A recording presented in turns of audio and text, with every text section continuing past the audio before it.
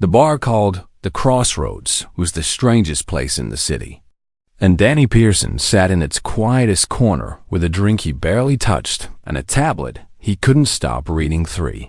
Years had passed since first contact changed everything, and now aliens walked the streets of every major city on Earth. Some tall and elegant, others massive and terrifying, and a few so bizarre that Danny still couldn't look at them without feeling dizzy.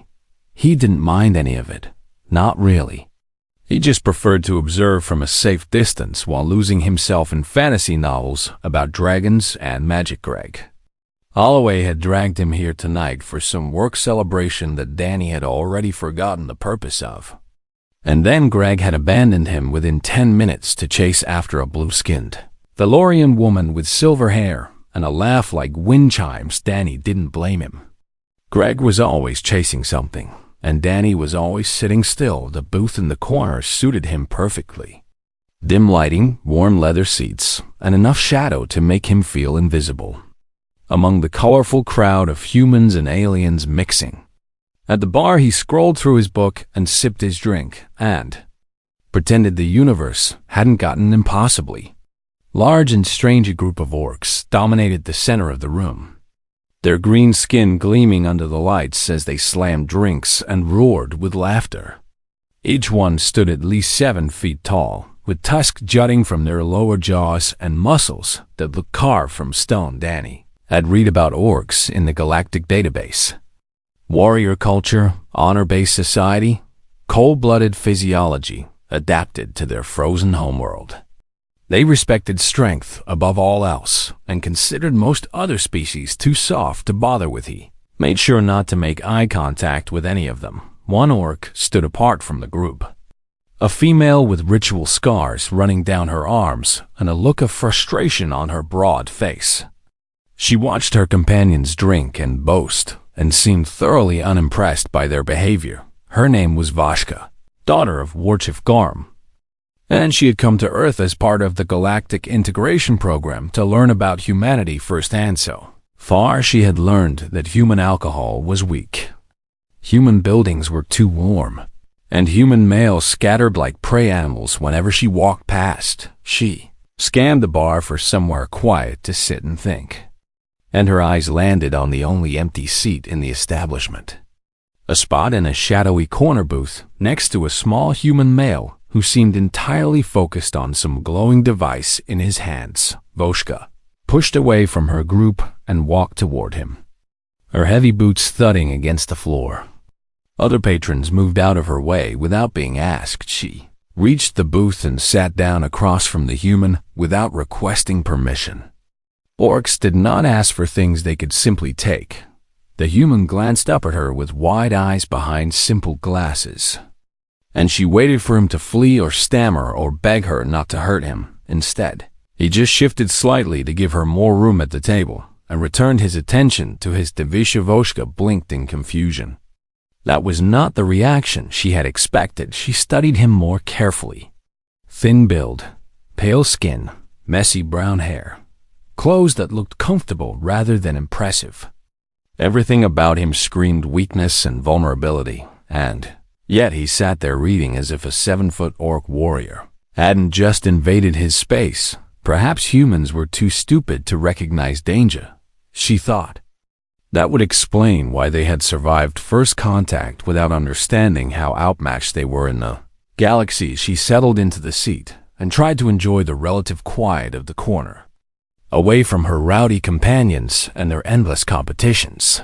Then, she felt something strange. A gentle warmth seemed to radiate from the direction of the human, soft at first but growing more noticeable the longer she sat there. Vashka assumed it must be the heating system in this too warm building. She leaned slightly closer to confirm her suspicion, and the warmth intensified. It wasn't the building at all. It was coming directly from him. Vashka stared at the human with wide eyes as her cold-blooded senses registered what her mind refused to believe. Heat poured off his small body like steam rising from volcanic springs among orcs. Such inner fire belonged only to the greatest warriors and most powerful shamans. Decades of brutal training and spiritual meditation could unlock a warrior's spirit flame, allowing them to generate heat that signified their burning soul. Even her father, the legendary warchief Gorham who had conquered 12 worlds, did not radiate warmth like this. Yet this scrawny creature sat reading his little device as if unaware he was burning like a furnace. Danny noticed the orc staring at him and felt his anxiety spike. Had he done something wrong without realizing it? He opened his mouth to apologize for whatever offense he had caused, but before he could speak, the orc's massive green hand shot out and grabbed his wrist. Her grip was like iron. And Danny yelped in surprise as his tablet slipped from his fingers and clattered onto the table. Voshka held his thin wrist and felt the impossible heat searing into her palm. His skin was almost hot enough to burn her, and she could feel his rapid pulse beneath her fingers. "What are you?" she demanded, her voice a low growl that made nearby patrons turn their heads. Danny's heart hammered in his chest as he tried and failed to pull free from her grip.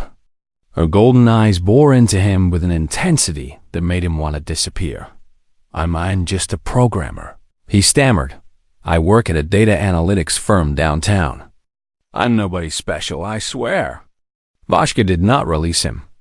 She leaned closer, and her tusked face filled his vision. "You burn like a spirit warrior," she said, "like a demon of fire given flesh.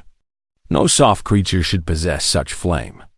Danny had absolutely no idea what she was talking about, and his confusion must have shown on his face because Voshka's fierce expression shifted into something closer to bewilderment. She had expected lies or defiance or fear, but the human just looked genuinely puzzled. Either he was the greatest deceiver she had ever encountered, or he truly did not understand what made him remarkable. Voshka released his wrist and sat back, her mind racing with questions that had no easy answers. The galaxy had dismissed humans as fragile newcomers, soft and weak and barely worth noticing.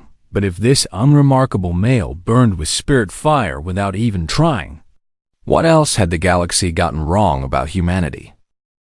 Danny rubbed his wrist where the orc had grabbed him, and he could still feel the phantom pressure of her iron grip. She sat across from him now with an expression that mixed confusion and fascination in equal measure.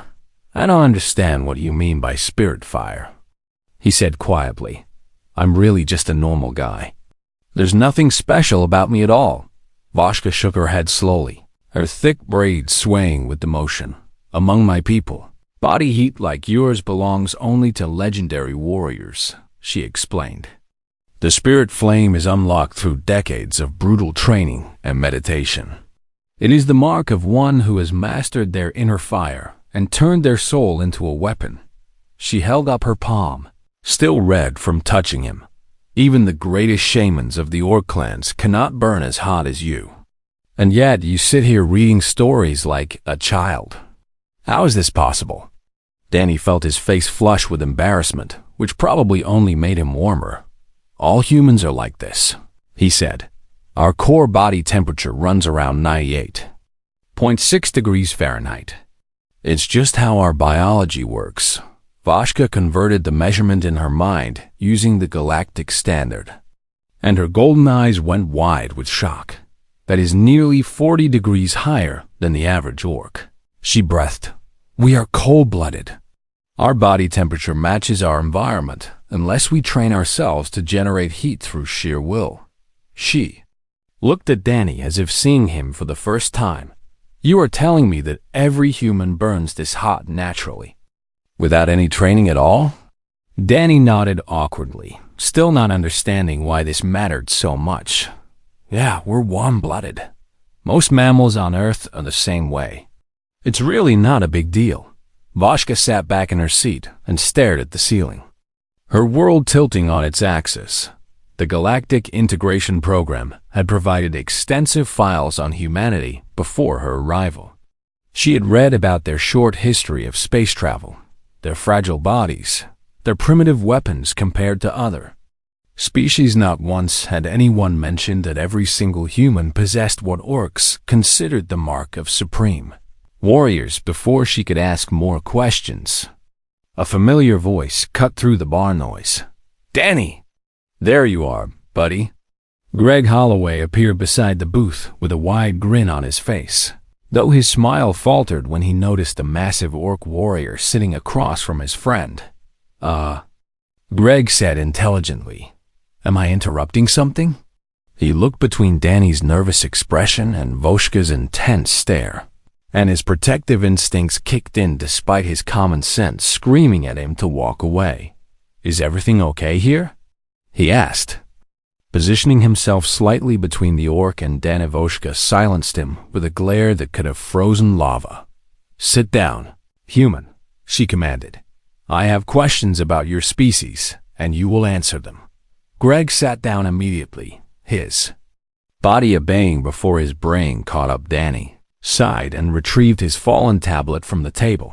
"She wants to know about human body temperature," he explained to his confused friend. "Apparently it's a big deal." Voshka leaned forward with renewed intensity. "How do you survive with such internal fire?" she demanded. "Does your blood not boil inside your veins?" Danny scratched his head, trying to remember high school biology. "We sweat to cool down," he said. "Our bodies release moisture through our skin, and when it evaporates, it takes the heat with it. That's why we need to drink a lot of water." Greg nodded along, catching up with the conversation. "Yeah. And we evolved as persistence hunters," he added.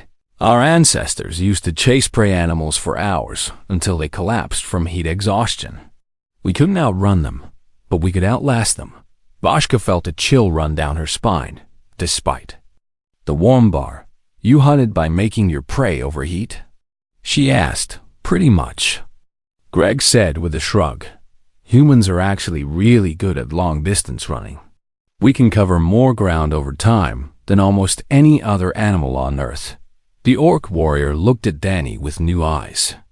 This thin, soft, unremarkable creature came from a lineage of hunters who killed through sheer endurance and patience.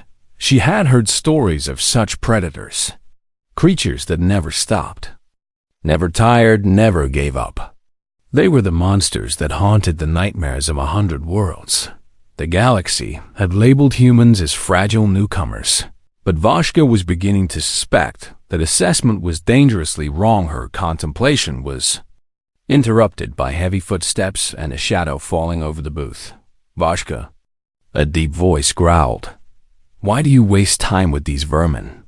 A massive orc warrior stood beside their table, even larger than Voshka, with ritual scars covering his bare arms and a sneer twisting his tusked face. His name was Brack, and he had been competing for Voshka's attention since they left their homeworld. He looked at Danny and Greg like insects he might crush for amusement. "Come back to the group," Brack said. "There's drinking to be done and tales to be told. These creatures are beneath your notice." Voshka's expression hardened. "These creatures are more interesting than your boasting," she replied coldly. "And I will sit where I choose." Brack's sneer deepened into a scowl. He was not used to being dismissed, especially in front of lesser species. Without warning, he reached down and grabbed Danny by the collar of his shirt, lifting the human out of his seat as easily as picking up a small animal. Danny dangled in the air, too shocked to even struggle. His feet kicked uselessly several inches above the floor. "Put him down," Greg shouted. But another orc grabbed his shoulder and forced him back into his seat. Voshka rose from her position, her hand moving toward the ceremonial blade at her hip. "Brack, release him. You are causing an incident." Brack laughed, enjoying the fear in Danny's eyes. "Incident? I am teaching these vermin their place in the galaxy," he said. "They should learn to kneel when warriors are present." But even as he spoke, something strange was happening. Where Brack's hand gripped Danny's collar, the orc's green skin was beginning to sweat. Droplets of moisture formed on his knuckles and ran down his thick fingers. The human's body heat was seeping through the fabric and into Brack's cold-blooded flesh, warming him in a way that felt deeply wrong. His grip faltered as discomfort turned to pain. The heat was relentless, spreading up his arm like he was holding his hand over an open flame. With a startled grunt, Brack dropped Danny and stumbled backward. Staring at his palm in confusion, his skin was red and irritated where he had touched a human. As if he had been mildly burned, Danny landed awkwardly but stayed on his feet. Rubbing his neck where the collar had dug in, he had no idea what had just happened. But the look of shock on the orc's face told him something significant had. Akaredvashka allowed herself a small smile of satisfaction. "Perhaps," she said quietly, "humans are not as vermin-like as you believed." Brack stared at his damaged hand, and his confusion slowly transformed into rage. The bar fell silent as Brack raised his injured hand and pointed at Danny with an accusation burning in his golden eyes. "Fire magic!" The massive orc bellowed, "This creature attacked me with sorcery."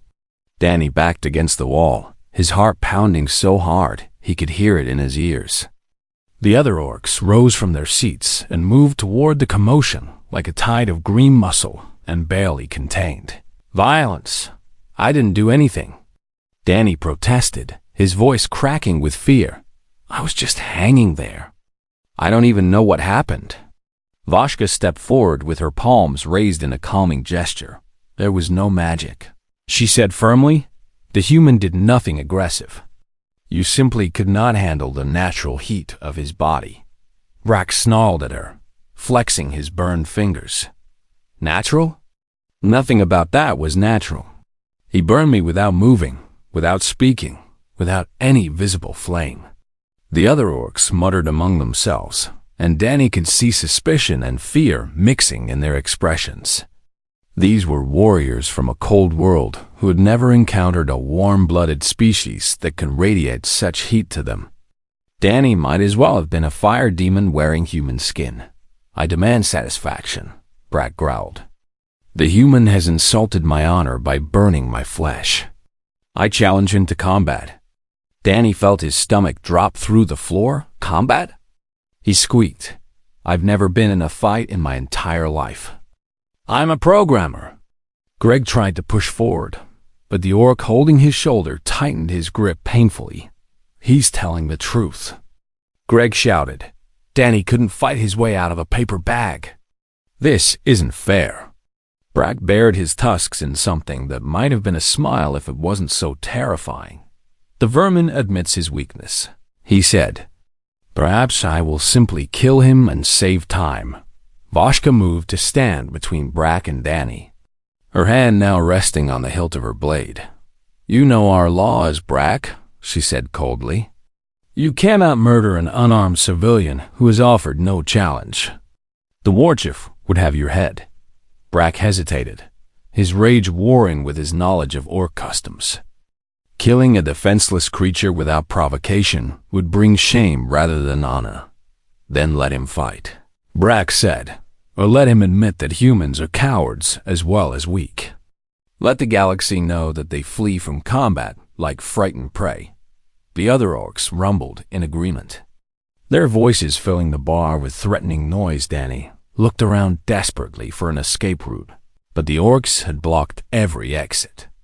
The bar's security team, a pair of insectoid Krith warriors, stood near the door looking uncertain about whether to intervene in an orc honor dispute. He was trapped. Voshka turned to face Danny, and he saw something in her expression that surprised him. Not pity, but calculation. "There is another way," she said loudly enough for all to hear. "Orc tradition allows for challenges of endurance rather than combat. If the human can outlast an orc in any physical test, honor is satisfied without bloodshed." Brack scoffed at the suggestion. "Endurance? Look at him. He would collapse from walking up a flight of stairs." But some of the other orcs were nodding. Endurance challenges were ancient and respected tests that required no skill with weapons. "The female speaks true," one of the older warriors said. "Let the human prove his spirit or admit defeat. Either way, honor is preserved." Danny didn't want to prove anything. He wanted to go home and never leave his apartment again. But when he looked at the ring of hostile orc faces surrounding him, He realized that refusing would only make things worse. They might not kill him, but they would spread word across the galaxy that humans were spineless cowards. He thought about his mother, his sister, all the humans who might face alien prejudice because he couldn't find his courage. "Fine," Danny said, his voice barely above a whisper. "I'll do the endurance challenge." Brack's scarred face split into a vicious grin. "I choose the test," he declared. "Both of us will grip a heated metal rod until one of us releases. The one who endures longest wins." A murmur ran through the crowd. This was a harsh challenge, designed to test pain tolerance and willpower. Danny felt sick. He had a low pain threshold and hated anything involving heat or discomfort. The bartender, a tall blue-skinned Valorian named Tessic, stepped forward with a concerned expression. "Perhaps a different challenge would be more appropriate," she suggested.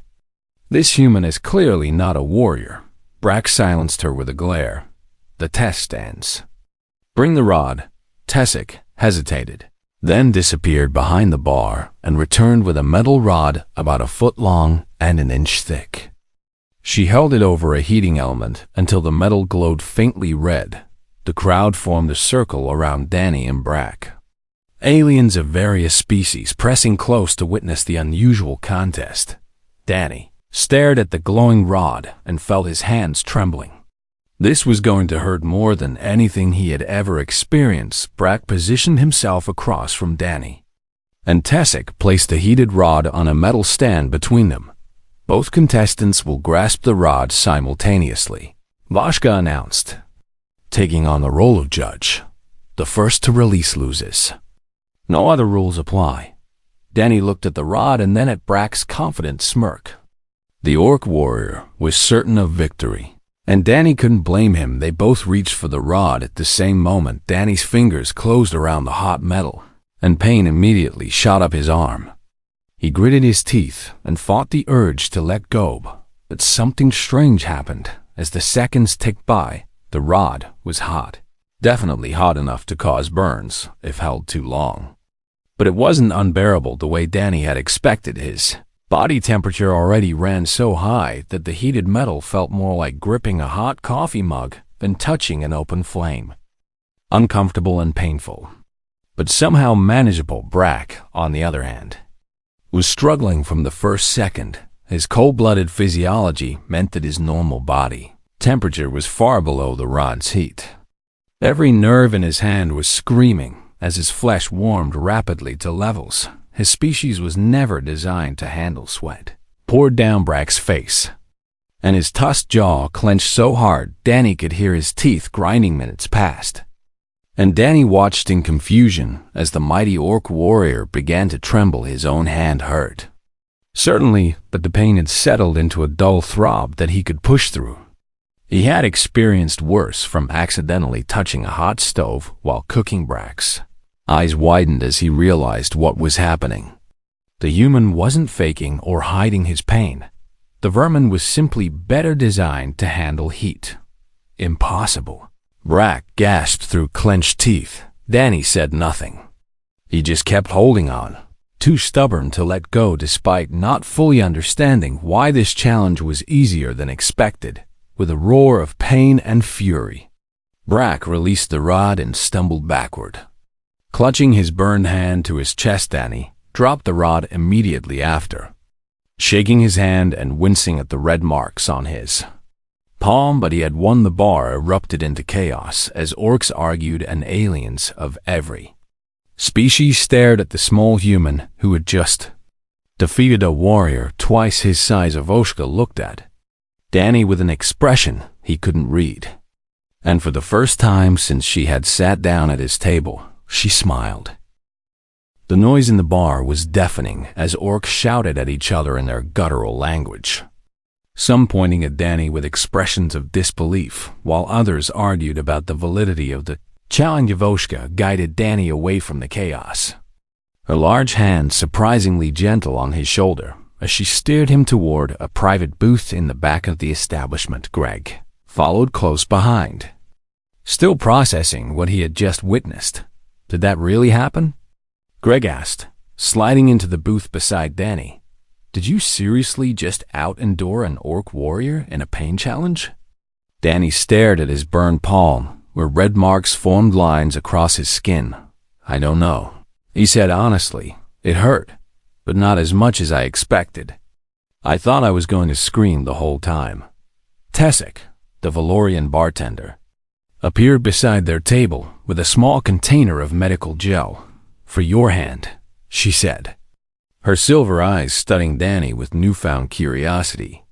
You are the first human I have observed up close. I must admit, you are not what I expected. Danny accepted the gel gratefully and applied it to his burns. What did you expect? He asked. Tessic's blue features shifted into something like embarrassment. The galactic databases describe humans as fragile, soft, poorly adapted to extreme environments, she said.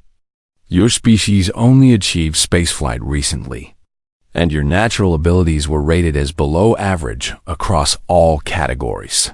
Greg snorted with something like offense. Below average? Compared to what? Vashka sat down across from them and answered before Tessic could respond. Compared to species with natural weapons like claws and fangs, she said.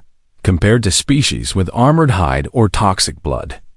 Compared to species that evolved on stable, temperate worlds without extreme conditions. She leaned forward with intense focus. Tell me about Earth. Tell me what it was like to evolve there. Danny shrugged, not understanding why this mattered. I mean, it's just Earth, he said. Mountains, oceans, forests, deserts. It gets hot in summer and cold in winter. There are animals and plants and weather. Vashka exchanged a look with Tessic that Danny couldn't interpret. Be more specific. Vashka pressed. What are the temperature ranges on your world? Danny thought back to geography classes he had mostly slept through. It varies a lot depending on where you are, he said. Deserts can get up to 120 degrees Fahrenheit or higher. Places near the poles can drop to -50 or 60.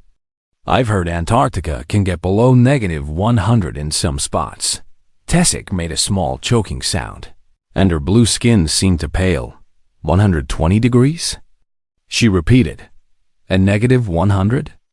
On the same planet. Yeah, that's why humans developed clothes and shelter, Greg added casually. We adapted to live in pretty much every environment on Earth. Rainforests, deserts, tundras, mountains. You name it. Voshka's voice was barely above a whisper when she spoke next. What kind of predators exist on your world? Danny and Greg looked at each other, and Greg pulled out his phone to show some pictures. Wow. There are bears, Greg said, swiping through images. They can weigh over 1,000 pounds and run faster than humans. They'll eat pretty much anything. He swiped to another image. Crocodiles have been around since the dinosaurs. They can crush bone with their jaws and kill prey much larger than themselves. Another swipe. Great white sharks hunt in the oceans. Some get over 20 feet long. He kept going, showing wolves, lions, tigers, venomous snakes, poisonous spiders, and a dozen other creatures that humans shared their planet with. Vashka and Tessic stared at the images with growing horror. You coexist with all of these predators? Tessic asked weakly. Danny nodded, not understanding why this was shocking. Most of them try to avoid humans now, he said. We've been at the top of the food chain for a while. But yeah, they're still out there. Vashka sat back in her seat and covered her face with her hands. The galaxy has made a terrible mistake, she said, her voice muffled by her palms. Tessic nodded in agreement, her silver eyes distant. We looked at humanity's peaceful nature and assumed it meant weakness, she said. We saw your recent spaceflight and assumed you were primitive. We never considered that you might be peaceful because nothing else seems threatening. Greg grinned with sudden pride. Oh, it gets better, he said. You know alcohol? The stuff everyone's drinking tonight? Vashka lowered her hands with a wary expression. Yes, it is a mild intoxicant used for celebration. For most species. Sure, Greg said. But for humans, alcohol is literally poison. We drink it because we like how it makes us feel. But it's actually killing brain cells and damaging our organs while we enjoy it. He pointed at a patron drinking coffee at the bar. Caffeine is a natural insecticide that plants evolved to kill bugs. He continued. Humans drink it every morning to wake up faster. Danny jumped in.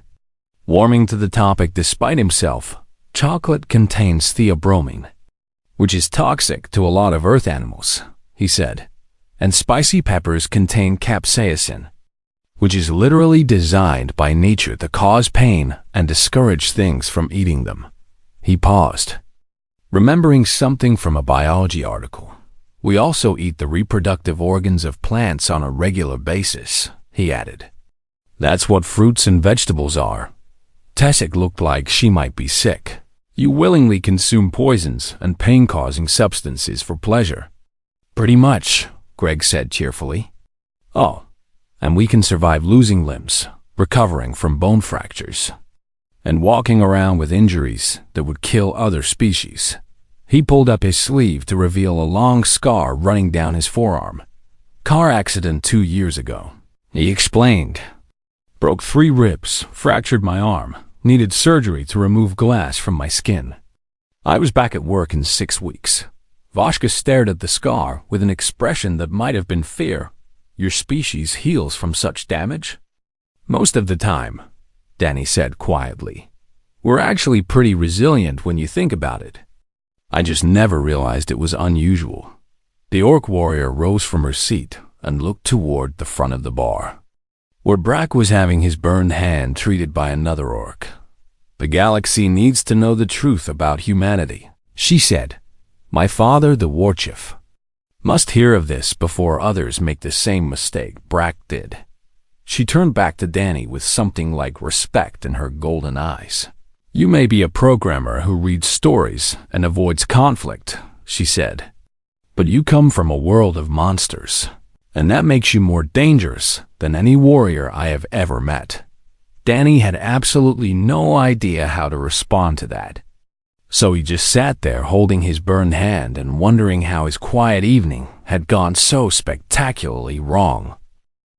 2 weeks had passed since the incident at the crossroads, and Danny Pearson sat in his usual corner booth with his tablet in his hands and a drink he barely touched on the table. Beside him, everything was the same, and everything was different. A seat at his booth was always reserved now, kept empty by an unspoken agreement among the bar's regular patrons. The small human in the corner had earned respect that night, and word had spread faster than Danny could have imagined. Aliens who once ignored humans now watched them with cautious curiosity. The Valorians whispered about the species that burned from within. The Krith clicked their mandibles nervously when humans walked past, and the orcs regarded every human they encountered with a new wariness. Danny had become something of a minor celebrity in the multi-species community, though he wished desperately that he hadn't. All he wanted was to read his books in peace. The bar's front door opened, and a familiar massive figure ducked through the entrance. Vashka scanned the room until her golden eyes found Danny, and she walked toward his booth with the confident stride of a warrior who knew exactly where she belonged. She slid into the seat across from him, and Danny noticed that she had changed. Instead of traditional orc armor, she wore clothes adapted for human environments, and her expression seemed less fierce than when they had first met.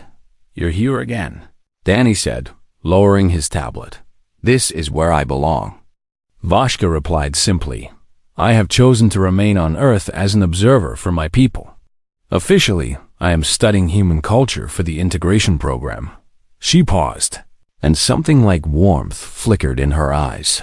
Unofficially, I find your company more interesting than anything else this galaxy has to offer. Danny felt his face flush, and he quickly looked down at his tablet to hide his embarrassment. He still wasn't used to having an orc warrior princess consider him interesting. Any news from home? He asked. Desperate to change the subject, Vashka nodded, her expression turning serious. Word of your victory over Brack has reached every Orc clan, she said, combined with the information about human physiology and your Death World origins. It has caused quite a stir. She leaned back in her seat and folded her muscular arms across her chest. The clans are divided. Some believe humans should be cultivated as allies before any other species can claim your loyalty. Others fear your potential and want to isolate humanity before you become too powerful. Danny shook his head in disbelief. We're not powerful, he protested. I'm literally the least threatening person I know. I can't do a single pull-up, and I get winded climbing 3 flights of stairs. Vashka smiled, and Danny noticed that her tusked face had become familiar rather than frightening. Over the past 2 weeks, that is exactly what makes your species terrifying, she said. You consider yourself weak, yet you defeated an Orc warrior without trying. You describe your homeworld as ordinary, yet it would be classified as a death world by any galactic standard. She leaned forward with sudden intensity. If your weakest individuals possess such fire, what would your strongest be capable of? What are your soldiers like, your athletes, your warriors who actually train for combat? Danny thought about professional fighters, Olympic athletes, special forces soldiers. People he had always considered extraordinary because they had pushed human limits so far beyond what he could achieve. We realized with sudden clarity that to an Orc, even those enhanced humans would seem like unstoppable monsters. The bar door opened again, and Greg Holloway bounded in with an excited expression on his face. Danny, Vashka, you're both here. Good, because I have huge news. He slid into the booth beside Danny and pulled out his phone. The Galactic Council just announced they're sending a delegation to Earth, he said, scrolling through a news article. They want to meet with human representatives to discuss reassessing humanity's classification. In galactic records, Vashka nodded as if she had expected this. The Orc clans are not the only ones paying attention, she said.